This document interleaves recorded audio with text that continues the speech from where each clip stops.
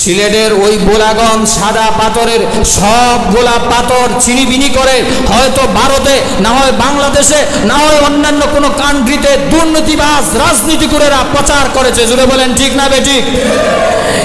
এই জন্য তাদেরকে সাবধান করে বলে দিতে চাই, রাজনীতি করবা, তোমার যদি পেশা না থাকে, তুমি যদি একটা কর্ম না করো, তোমাকে কে বলেছে রাজনীতি করার জন্য?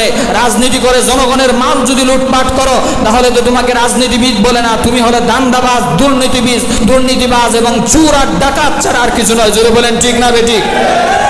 সিলেট হলো একটা পর্যটন নগরী, এখানে দেখলে মানুষের দিল ঠান্ডা হয়ে যায়, চোখ জুড়ায় যায়, মানুষ দেশের বিভিন্ন আনাচে কানাচ থেকে যায়। ওই জায়গার সৌন্দর্য নষ্ট করার জন্যে কিছু ডাকাতের দলেরা সবগুলা পাথর চিনিয়ে নিয়ে গেছে। পরিষ্কার ভাষায় বলতে চাই, যেখানে এই পাথরগুলা রেখেছ, অতি সত্বর সাদা পাথরের বোলাগঞ্জের এই পাথরগুলা ফিরিয়ে দিতে হবে, না হয় তোমাদের রাজনীতি, যতগুলা রাজনীতিবিদ বর্তমানে আছে সবগুলাকে শায়েস্তা করা হবে। জুড়ে বলেন ঠিক না বেঠিক? সিলেট হলো একটা পর্যটন নগরী, শাহজালালের ভূমি, শাহপরানের ভূমি। জুড়ে বলেন ঠিক না বেঠিক?